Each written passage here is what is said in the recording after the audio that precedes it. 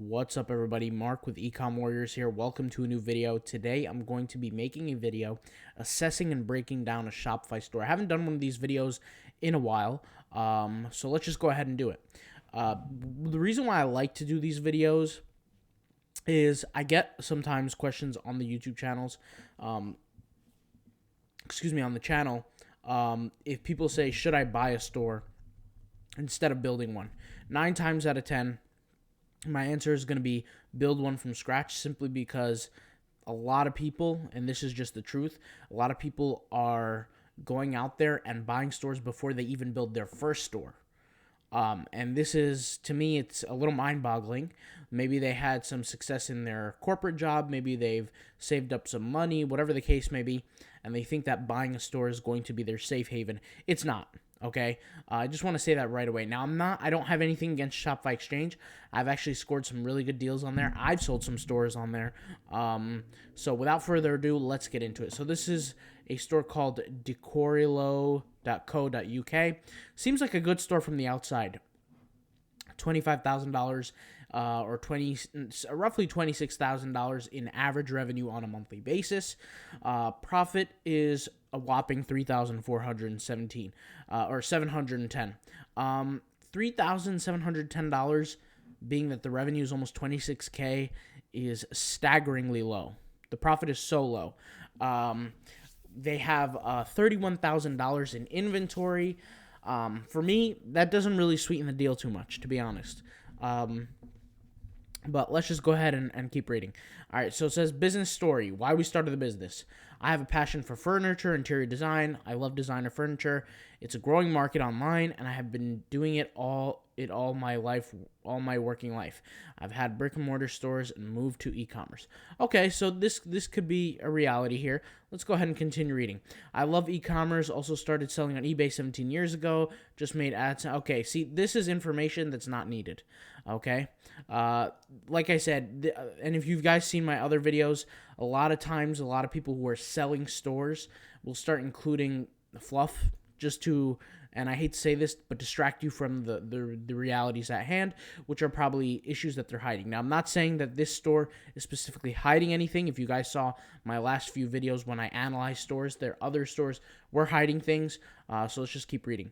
All of our products are deliberately chosen to be unbreakable and easy to ship, as they are designed for mail order. So that's not true right there. Anything is breakable. So just keep that in mind. And design easy to ship. So easy to ship, I get that. I could go with that one. So fulfillment is easy. I could understand that. I have taken all issues and learning curve out of the business. Once again, this is meaningless. This doesn't mean anything to an investor that you have taken out all the issues and the learning curve and all this, because the reality is, if an investor is going to purchase this store and run the business themselves, they have their own learning curve. So it's not like you could just take the learning curve out. And at the end of the day, when I make videos about Wolf of Shopify theme or any kind of videos, I'm not taking the learning curve out of you for you guys. You guys still have to learn it yourselves, but the learning curve might be shortened a little. So let's continue reading. The reason I'm selling the business. I have 3 young children and a baby. Okay, see, once again, I've dealt with this. I've read this a million times. I could see right through this kind of stuff. The reality is, if you have 3 children and a baby, that has nothing to do with building your business.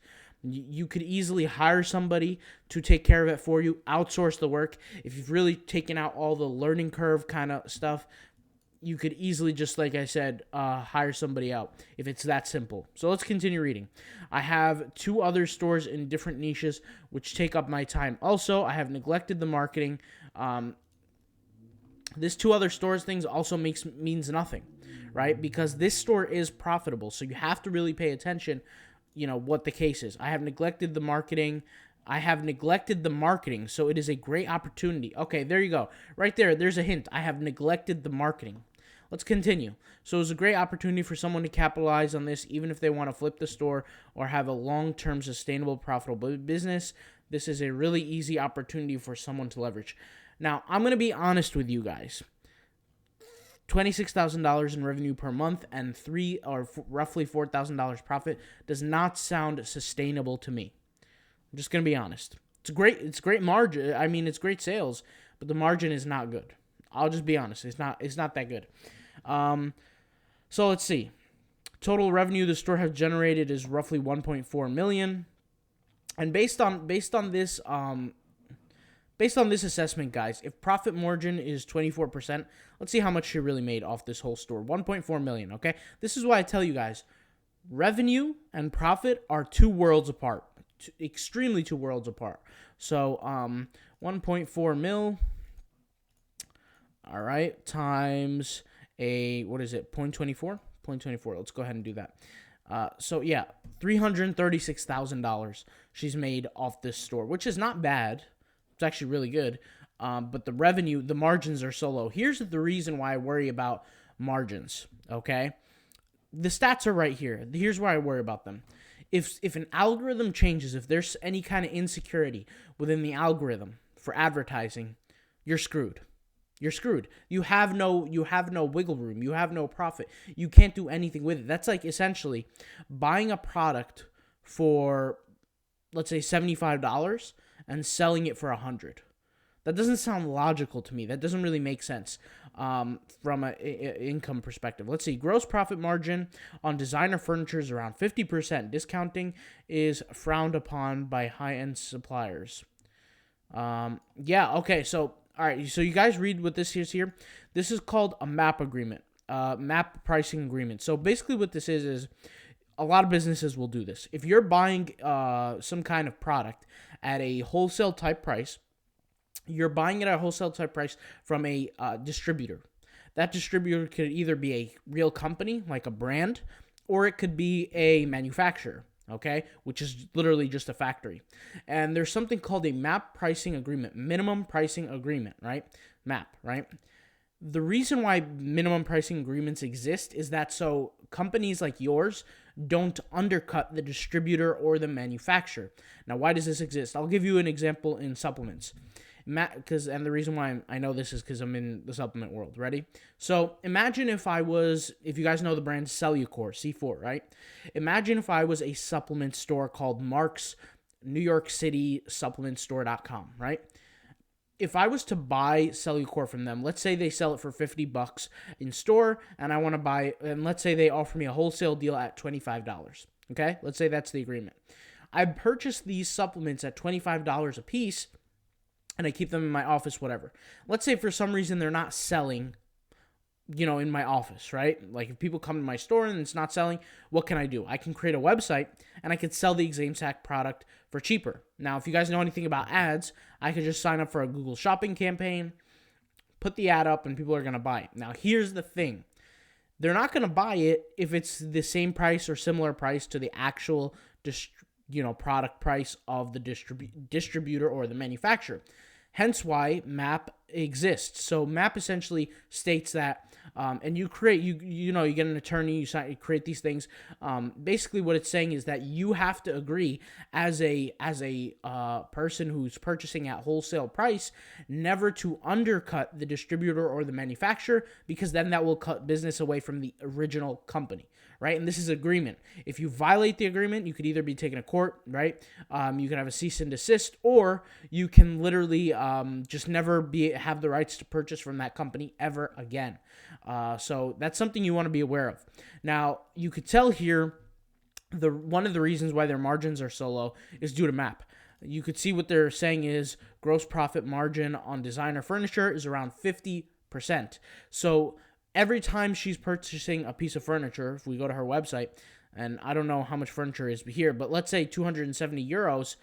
Let's say she bought the price for 135, I guess you could say, that's about 270. So she probably bought it around 175, and that's the purchase price, unless these sale prices are actually real. So we'll see. But that's just something you guys do want to be aware of when you get involved with this kind of stuff. Either way, I could tell right off the bat, so an individual who's a beginner is not going to be purchasing this store. All right, it's for $192,000. Not nobody, but a lot of people don't just have $192,000 spare. They don't have nothing to do with it. And I promise you, 9 times out of 10, if somebody buys this store, it's not going to be a good option. Just being honest. Not saying that you shouldn't buy it, but it's not a good idea. There's some better stores out there. Now, Also, I want to debunk something. She said she doesn't have the time to do the marketing and all that. Whoever this owner is, maybe it's a guy. It says Adam W here. That's not true either, because if you look, sales are on an upward trajectory. So once again, it's not true, okay? You guys want to be aware of this kind of stuff. Now, I want you guys to think logically here. Forget the store revenue for a minute. Think of the profit. The profit was around $336,000 based on the profit margins we were given here, right? $336,000. That's how much the store made. He or she or whoever is selling the store for $192,000. Let's just say $200,000, make it even. That's essentially more than half of what the store already has made. So usually in a successful business, stores sell for anywhere from 12x monthly revenue or up to 3x yearly revenue, anywhere between there. And this is not even half of what the store has done recently. So she's selling at about 6x, not 6x, or maybe roughly, I would say 6x, monthly revenue, which is not ideal for any business owner. If somebody's going to sell for that much, then you know that there's something seriously wrong with the business. If this was a business that was doing very, very well, you would sell for anywhere, like I said, from 12x monthly revenue or 3x yearly revenue or annual revenue, which really comes out to 36 monthly revenue. So 36x to 12x, anywhere between there, depending on the niche, depending on the business, things like that. Now, let's talk about performance. Total visitor count. Once again, it doesn't look like to me here that there's any dip in marketing, right? You had a small dip here, but keep going up. So it's on an upward trajectory. So it doesn't seem like that at all. $79 Shopify plan, inventory warehouse through $1,000 a month, employees $150 a month, domain name $9, ads $2,194, customer feedback $190, and packaging $251. These stats are good. I have nothing wrong with these stats right here.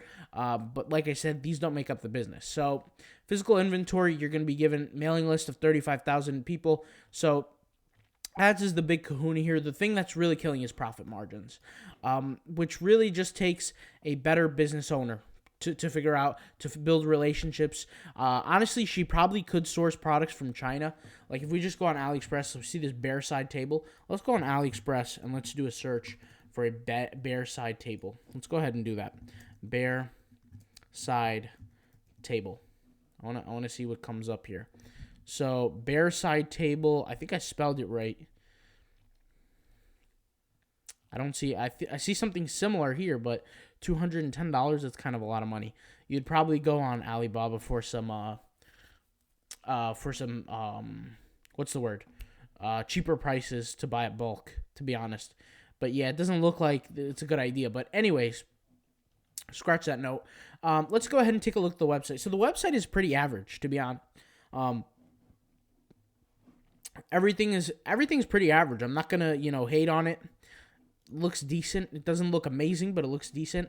I am surprised that the revenue is high as it is for the amount that you're advertising. But then again, $35,000 for a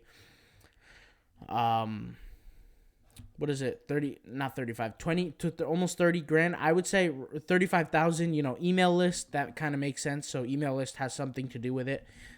But overall, I wouldn't say this is a bad store. It's not the best. Obviously, there's some things that you would want to do. I know Wolf of Shopify would boost the hell out of this campaign.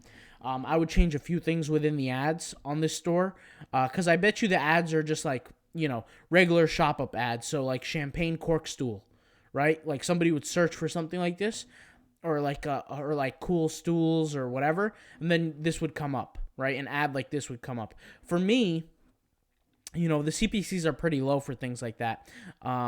So for me, what I would do is I would write in the ad copy, like, I would do Facebook ads. I would write in the ad copy something like some kind of incentivization or not incentivization, scarcity. I would turn on the Wolf of Shopify stock counter.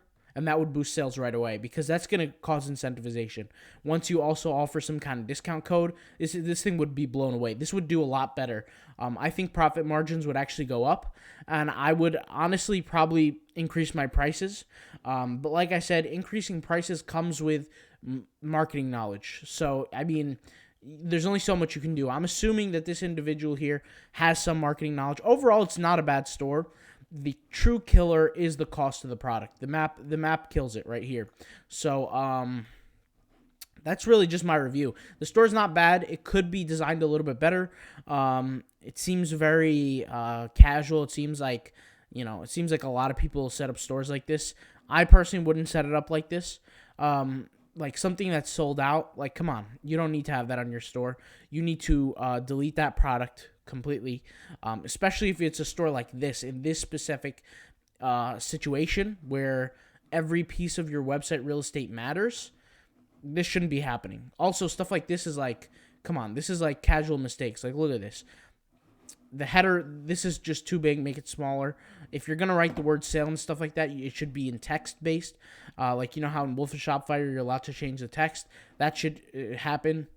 These images are really not, they're pixelated. They're just not all there. The store can be improved. Wolf of Shopify would be a huge benefit. Like I said, it would produce incentivization. It would produce scarcity.